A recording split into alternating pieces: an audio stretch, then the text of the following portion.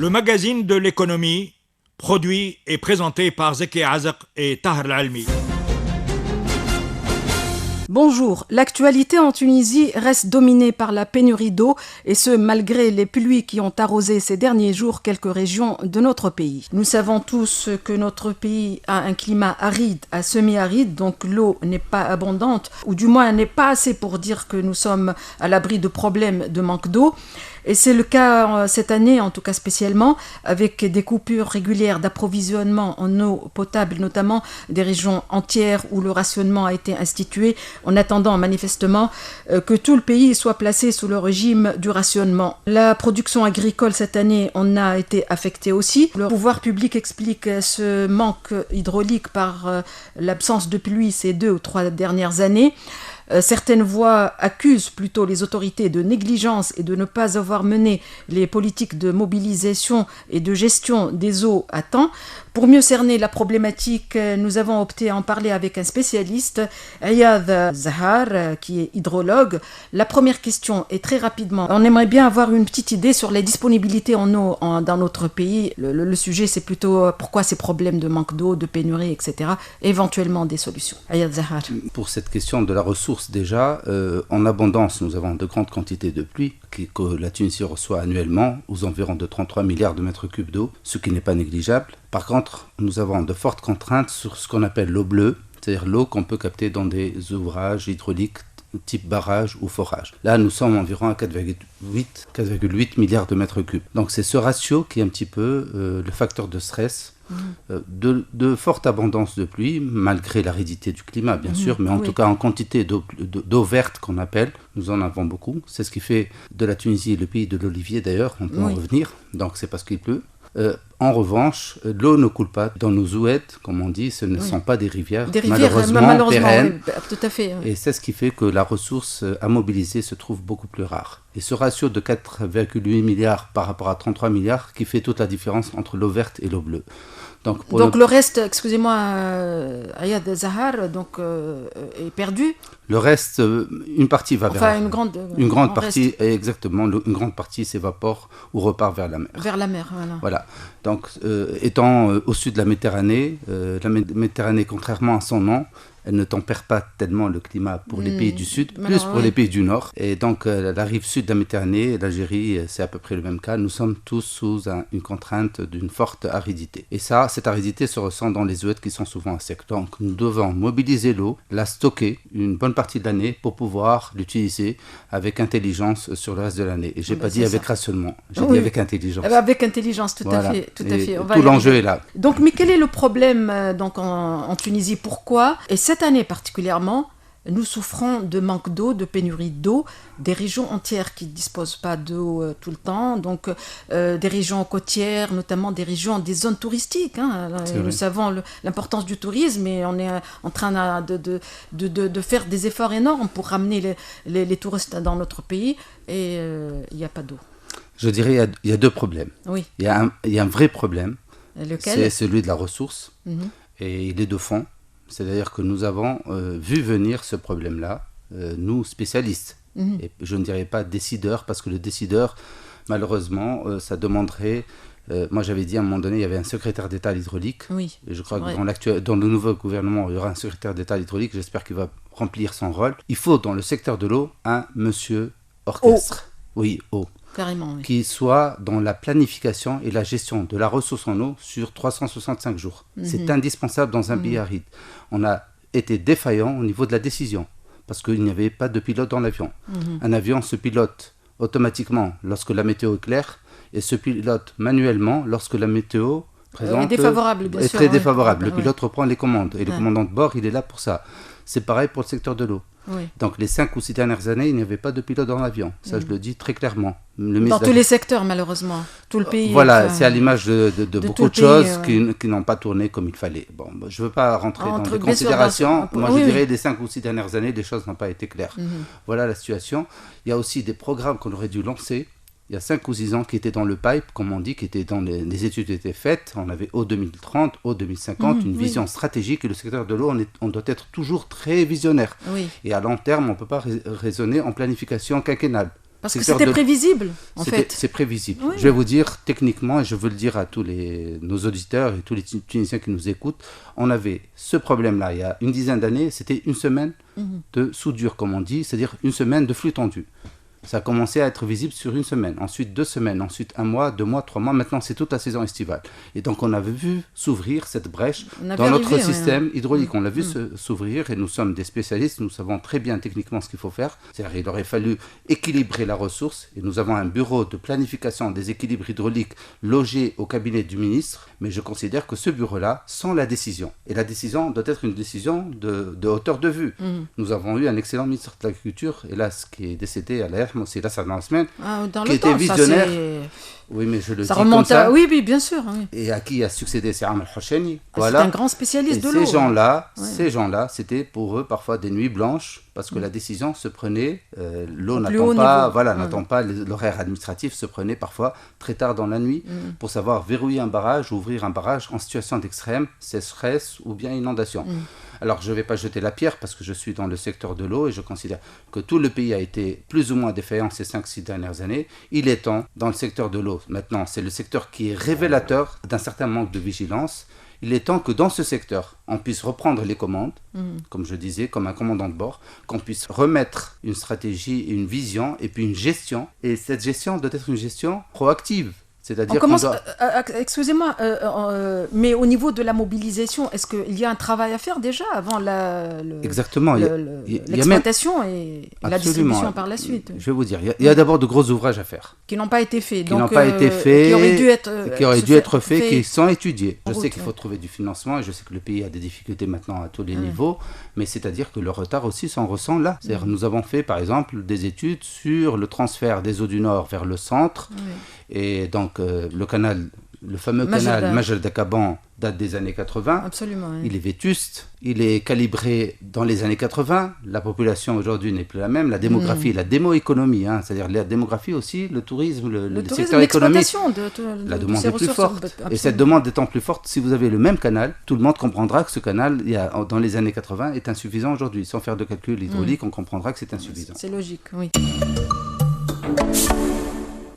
Je crois savoir, en Arabie Saoudite, ou dans certains pays du Golfe, ils ont résolu le problème de la généralisation du dessalement de l'eau de mer. Pourquoi nous, en Tunisie, surtout au niveau des régions côtières, on ne maîtrise pas cette technologie et dans le cadre d'une stratégie de long terme, parce que c'est pas de court terme à ce niveau. Il y a une station en cours de réalisation. Non, mais c'est une station pour le... Alors, je vous dis 2 mots sur le dessalement. Le dessalement est un sujet extrêmement sensible, parce que le dessalement en Arabie Saoudite, si on avait les moyens, si on nous injectait des fonds tous les ans, on aurait d'autres solutions pour faire court.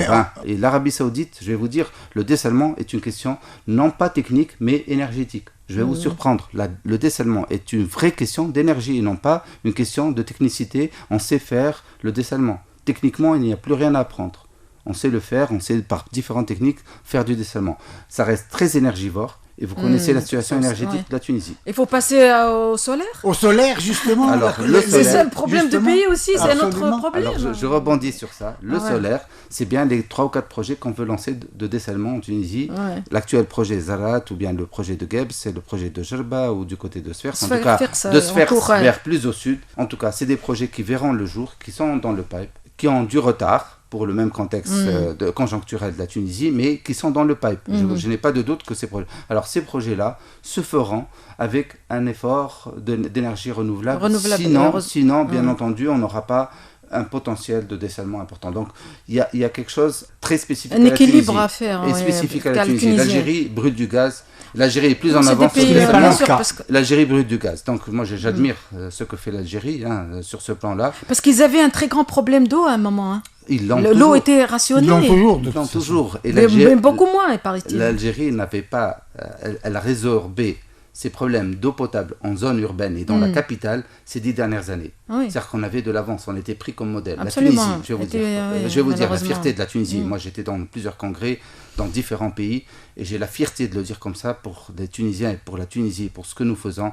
En Tunisie, on a un génie tunisien hydraulique qui a fait en sorte que nous avons travaillé sur l'interconnexion des aquifères et des barrages. C'est-à-dire que lorsqu'il pleut à Nefza, ou il pleut moins du côté de Zarouen ou du côté de Béja, nous avons une interconnexion des barrages qui permet d'équilibrer la ressource et de l'envoyer d'un barrage vers un autre. Bien sûr, le territoire n'est pas aussi vaste que l'Algérie, donc on avait les moyens de le faire, géographiques, et on l'a fait.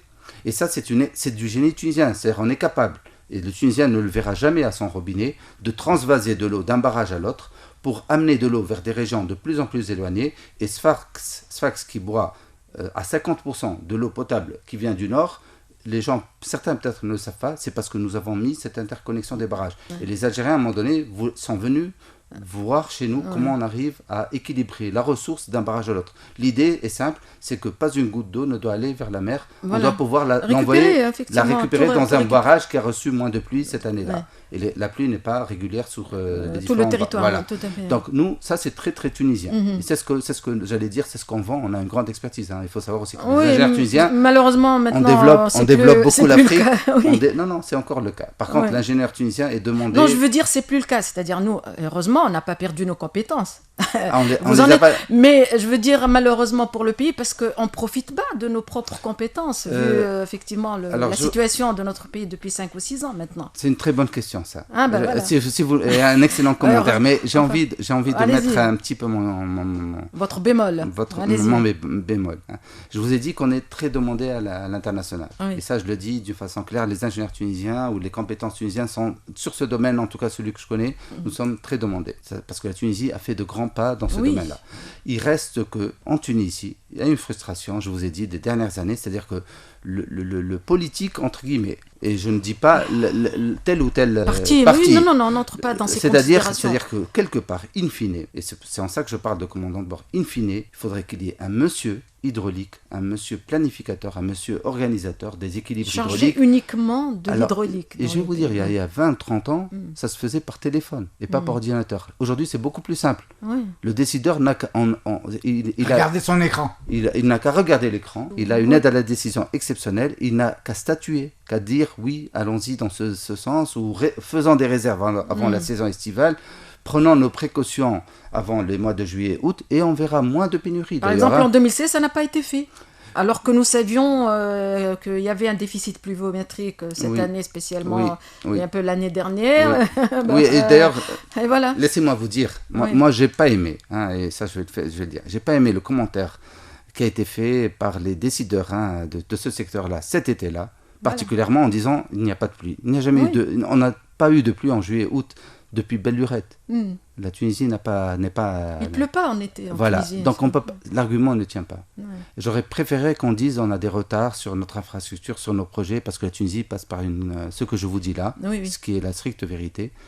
Plutôt que de dire on a un retard sur les pluies, on sait très bien que juillet-août, on ne parle pas de retard. À partir de septembre, on commence à regarder le ciel, si la pluie arrive ou pas. Mais maintenant, ce n'est pas du tout là. Donc, on est très loin du compte. Voilà, et c'est pour ça que je disais, c'est proactif et non pas réactif. On a toujours été proactif dans le secteur de l'eau.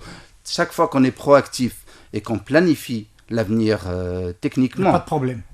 On atténue beaucoup de choses et le citoyen à son robinet ne remarque rien. On peut baisser la pression, on peut jouer sur la qualité, on peut faire un peu de mélange des eaux du Nord. C'est le cas actuellement, de toute façon on l'a ressenti. Maintenant, la pression et le goût et l'odeur et tout ça, mais ça, même à Tunis. Ça c'est réactif. Ça c'est devenu réactif alors qu'on était proactif. Avant, le Tunisien, le consommateur et le citoyen ne remarquaient pas. Non, on ne remarquait pas, c'est vrai. C'était le technicien à lui de trouver des solutions et d'apporter constamment et en toute heure une eau de qualité. Maintenant on le voit et les médecins aussi ils le voient. Oui, tout le monde. Mais ne jetons pas la pierre. C'est toute la Tunisie qui ces dernières années qui doit se remettre dans le train des pays. Des pays qui veulent. Absolument. On reste toujours dans la problématique de cette pénurie d'eau actuellement. Est-ce qu'il y a des secteurs, de par mon travail, je sais que par exemple l'agriculture ou l'industrie, etc., et surtout l'agriculture, consomme énormément d'eau et il y a un gaspillage et une surexploitation qui n'est pas bonne du tout dans ces secteurs-là. Oui. Oui, et Il y a d'ailleurs, 3 l'irrigation. fois oui.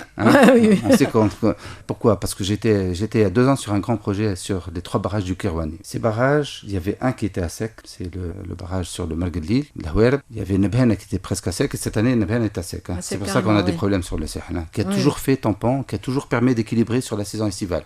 Et pour lequel, moi, je considère qu'on n'a pas pris les précautions pour laisser des réserves pour l'été. Et c'est Nebhana qui joue de mauvais tours cet été. Parce qu'on n'a pas été assez proactif, comme je le dis. Oui. Il y avait Marguerite qui était à sec, il y avait Sidi Saad qui a toujours été à moitié rempli, parce que Sidi Saad est en plein Kirwané, en zone aride, et très peu d'eau arrive. C'est un barrage plus fait pour protéger Kirwan contre les inondations. Et qu'autre chose. Voilà. Ouais. Donc, et j'avais vu, et on avait parcouru cette zone-là sur un projet financé par la coopération allemande. On était un groupe d'experts, et j'ai passé l'été il y a 2 ans sur le Kirwané. Moi, j'en tire beaucoup de leçons. D'abord, j'ai vu des gens extrêmement, c'est-à-dire très, très révoltés sur la situation des agriculteurs. J'ai vu qu'on continuait à irriguer des choses qui n'avaient aucun lieu d'être irriguées dans ces zones-là, comme la culture des pastèques, parce que ce n'est pas un produit alimentaire de base, et il est plus spéculatif pour quelques camionnettes qui les vendent en bord de route qu'autre chose. Une économie anarchique encore. Voilà, et avec beaucoup de consommation d'eau. On a vu le rabattement, mais j'ai pas envie de rabattement de la nappe, mais plutôt alarmant qu'autre chose, sans rentrer dans les détails. Et j'ai vu aussi des projets qui n'avaient vraiment aucun sens. Et j'espère que, parce que j'en avais mis quelques réserves, j'étais avec un groupe d'experts, le fait de faire en tout cas, certains projets n'avaient pas lieu d'être. Et pour la production de certaines... On peut appeler un chat pour certaines cultures et productions qui n'ont pas lieu d'être dans notre pays, qui manquent d'eau, disons, où l'eau pose problème, parce que c'est des projets ou des cultures ou des produits qui sont exportables, donc destinés à l'exportation, donc ça ramène un peu de devises, mais là aussi... mais à quel prix au final. C'est en ça que je suis demandeur, mais j'attends qu'on travaille sur ce qu'on appelle, c'est très économique comme raisonnement, ce qu'on appelle l'eau virtuelle. Tunisie aurait dû se lancer dans ces études-là, pour la simple raison qu'en mettant une valeur économique à l'eau, et c'est et là je vais intervenir, allez-y. Voilà. Qu'il termine dans le même sens, oui, voilà. Absolument. Si on la regarde comme une valeur économique, à ce moment-là, on sera bien Bon obligé. boulot. Voilà. Et on sera bien obligé de faire les meilleurs choix et les bons choix. Et à ce moment-là, vous allez voir que pastèque, etc., passe aux oubliettes. Absolument. Parce que c'est fortement consommateur d'eau et c'est une valeur ajoutée négligeable sur l'économie. Absolument. Alors, si vous permettez, je vais ouvrir une petite parenthèse. Vous savez pourquoi les pastèques sont très cultivées du côté du Kirwané, oui, toute la région. Justement, parce qu'ils arrivent au marché 3 ou 4 semaines avant les autres pastèques du Nord. Résultat des courses, les problèmes hydriques sont ingérables. Si on avait une tarification marginale de l'eau pour les cultures différentes, par exemple pour les tomates, c'est très important. Donc, ça consomme beaucoup d'eau aussi. Ça consomme énormément. Oui. Par exemple, supposons 1 dinar le mètre cube ou je ne sais pas, enfin par exemple. Alors que pour les pastèques, ça serait 5 dinars le mètre cube. Le cultivateur va se dire, tiens, les pastèques arrivent, je vais gagner beaucoup, sauf que maintenant, je ne vais plus gagner. Donc, il va faire un autre choix, il ne va pas faire des pastèques. Voilà. Ou alors il va faire des tomates, ou il va faire autre chose. Donc ici, il faut faire une culture d'essaimage par les prix. Oui. Il faut que le marché c'est l'eau plutôt fonctionne. Que la culture. Il faut commencer par l'eau. Le marché de l'eau. Je parle de l'eau. Le marché combien de l'eau. coûte l'eau Exactement. Pour telle Parce que ce n'est pas du tout la même chose. Et la valeur ajoutée. La valeur, tout à fait. Voilà. Et qu'est-ce qu'on fait d'un mètre cube d'eau? Quelle est la valeur ajoutée qu'on entend derrière? Et si on prend ce calcul-là, ce raisonnement d'économiste, vous allez voir que, comme vous dites, les choses vont on va remettre les choses dans l'ordre. Absolument. Sinon, on est toujours, là aussi, encore une fois, réactif. Du côté de Bouarada, par exemple, il y a une vingtaine d'années, il a été question d'interdire l'irrigation des pastèques. Il ne faut pas interdire. Il faut mettre un prix 3 ou 4 fois plus cher et l'investisseur fait son choix. L'investisseur, il est intelligent, il est rationnel. C'est un investisseur, oui. C'est ça. Oui, il y a Non, tout à fait. J'adhère totalement. C'est ce que je pense. Je le crois pertinemment qu'il y a encore beaucoup de travail sur ces aspects-là. du secteur de l'eau. L'aspect technique, l'aspect grand barrage, l'investissement est parti. Si on regarde l'investissement qu'a fait le pays dans les années 70 pour mettre en place l'infrastructure des grands barrages et des forages. Et des lacs collinaires. Voilà, et des lacs, etc. Hein. Donc tout ça, moi je pense, ça c'est des acquis pour le pays. Et il faut travailler sur ces acquis. D'ailleurs, je suis contre le fait qu'on puisse encore critiquer ce secteur-là, parce que c'est un secteur vital, sur lequel on a fait peut-être les plus grandes décisions à une certaine période. Il reste que derrière, dans la gestion, et non plus dans la réalisation d'ouvrages, mais dans la gestion de ces ouvrages, la gestion de la ressource, la gestion économique, purement rationalité, avec une certaine rationalité et un certain bon sens. L'exploitation. Hein. Voilà. Oui, c'est l'exploitation des c'est eaux. C'est en ça que le pays est en attente. Oui. Et c'est en ça et là vous allez voir, comme le disait Cyril, mais vous allez voir que les gens sont suffisamment intelligents pour faire les bons choix. De toute façon, c'est simple. La FAO parle de 4 secteurs agricoles stratégiques qui sont les céréales, les viandes, le sucre et le lait. Le lait, oui. Voilà, le lait. Donc ces 4 produits alimentaires de base, il faudra que la Tunisie axe une bonne partie de sa politique là-dessus. Stratégique agricole. Voilà. Il y a l'agriculture exportatrice, les tomates par exemple, ou les melons, agrumes, ou les pastèques, etc. Les dattes, tout ceci, l'huile d'olive, etc. Ça, c'est des secteurs stratégiques pour l'exportation qu'il faut sauvegarder, sur lesquels il faut avoir une véritable politique, qui ne sont pas toujours dépendants du secteur de l'eau. Par exemple, l'olivier, c'est l'emblème du pays, parce que l'olivier, justement, nous permet de résister et de survivre dans les années les plus sèches. Les grandes sécheresses de la Tunisie, historiquement, les gens ont gardé en Tunisie leurs racines et leur mode de vie, parce qu'on vit de l'oula, on vit de l'olivier, et le Tunisien a résisté. Et c'est pour ça que le pays a toujours été... D'ailleurs, quand on remonte sur les années les plus sèches, on remarque que la Tunisie n'a pas été ni dans la famine, ni dans des guerres. C'est parce que le Tunisien a suffisamment... Et c'est en ça que je veux remonter à nos racines. Oui. C'est ce que nous avons tout dans notre mode de vie. Il suffit maintenant de le mettre à l'échelle du pays et de savoir l'organiser. Les dates, c'est pareil. Je suis convaincu que les dates est un secteur, bien entendu, stratégique. Donc, si on travaille sur ces aspects stratégiques, agriculture de sécurité et eau comme valeur ajoutée économique pour le pays. Et administrer d'autres tarifs d'eau pour ces cultures destinées à l'exportation et répercuter ce tarif-là absolument, et là. Absolument. Une éducation différentielle. Très différente. Y compris le tourisme, y compris l'industrie. Absolument. La seule chose qu'il ne faudrait pas faire, et ça je le dis pertinemment, d'ailleurs j'espère que le nouveau code des eaux, je crains, parce que ça c'est récurrent comme sujet, c'est récurrent comme sujet, c'est que la tarification de l'eau ne soit pas la même sur tout le territoire. Ça c'est le danger, parce qu'on doit pouvoir distribuer de l'eau au même tarif, pas par spéculation je veux dire, géographiquement. Pour les ménages. Géographiquement, c'est-à-dire qu'on ne doit pas pouvoir dire que l'eau coûtant plus cher en la ramenant dans le sud, par exemple, que dans le nord. Pour bien se comprendre. Mais au niveau des spéculations, non, on parle des produits agricoles, ça c'est autre chose. Ça, je vais avec vous à 100%. On parle des produits et des secteurs qui consomment beaucoup d'eau. Voilà. Pourquoi ? Parce que la Tunisie étant un petit pays, l'eau est un bien national et on l'a toujours géré comme un bien national. Après faire cette tarification différentielle pour créer des activités plus différentes, moins consommatrices d'eau et avec plus de valeur ajoutée. Techniques aussi. Voilà. Il y a la technologie qui est à la disposition. Et ça se paye le goutte à goutte par exemple, entre autres maintenant même avec ordinateur et tout est programmé, même le goutte à goutte. On l'a étudié, j'étais jeune ingénieur, on l'a étudié comme ça et je l'ai peu pratiqué. On le pratique moins, ou alors rarement en Tunisie parce que ça demanderait beaucoup de technicité et ça à la limite, je vais vous dire. Ça, c'est des gisements d'emploi derrière. Écoutez, avec un téléphone, maintenant, on a le téléphone portable même dans le fin fond du pays. Donc, on peut juste une application pour programmer comment irriguer ces cultures. C'est pour ça que je vous dis... Moi, je ne suis pas informaticienne. Tout à fait. L'agriculteur est branché aujourd'hui. Il a son téléphone, il est peut-être même sur un smartphone. Donc, il peut avoir l'information en temps réel, climatique, de conseils, d'assistance technique. Tout est possible. Ça existe dans d'autres pays. Et je vous dis, derrière, c'est des gisements d'emploi. Donc, je me fais entendre. C'est-à-dire en faisant ça, on prend le pays, on l'amène plus vers le développement. Et nos jeunes, qui sont en attente de projets, en attente de solutions, une partie des solutions viendrait de cette assistance technique et de cette... C'est les nouvelles technologies, encore une fois, parce qu'on en parlait tout à l'heure. Voilà, donc tout se tient. Oui. Moi, je me rappelle très bien, j'étais en réunion à Célienne, on m'a dit, c'est simple, il nous faut un smartphone, de l'information, et vous allez voir que nous serons plus performants.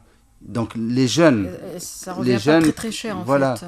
Donc, et on le voit dans d'autres pays, donc c'est pas... Non, c'est pratiqué, c'est faisable. appliqué dans beaucoup de C'est pays faisable. aujourd'hui qui ont des problèmes d'eau. Et l'eau, elle pose problème dans le monde entier en fait, presque. Dans le monde entier, même. Presque, ouais. Je ne sais pas si vous suivez certainement L'actualité, oui, l'actualité oui, en France. bien sûr. La Ah France, oui, ah cet oui. été, a de quelques difficultés. Donc, dans certaines régions, pas pour toute la France. Rationnement Et et interdiction de. Par certaines exemple, en pratiques. France, on interdit de laver les voitures. Par exemple. Nous, tout on le ne temps. le fait jamais. Oui. On le fait jamais. Donc, Et arroser son jardin comme ça. Bon, il y a une économie d'eau pour le jardin. Il faut arroser soit très tôt, soit très tard, mais pas à 13 heures, quoi. Voilà, Aussi, c'est ce que. entre autres. Ou laver la rue et le trottoir devant chez soi et devant les boutiques. Et les... Ça, par contre, Aussi. On devrait. ça, on devrait. Ça, c'est Non, vraiment- on peut nettoyer. sans jeter de l'eau sans jeter, dans la rue. voilà, gaspiller de l'eau. Sans la gaspiller, Ça, absolument. c'est pas avec l'eau qu'on nettoie de toute façon. Ou pas uniquement l'eau. Surtout au tuyau. Au tuyau, c'est ça, oui. oui. Je vous remercie, Ayad Zahar, hydrologue. Merci, Tahar Almi. Merci, chers auditeurs. Le magazine de l'économie, produit et présenté par Zeki Azak et Tahar Almi.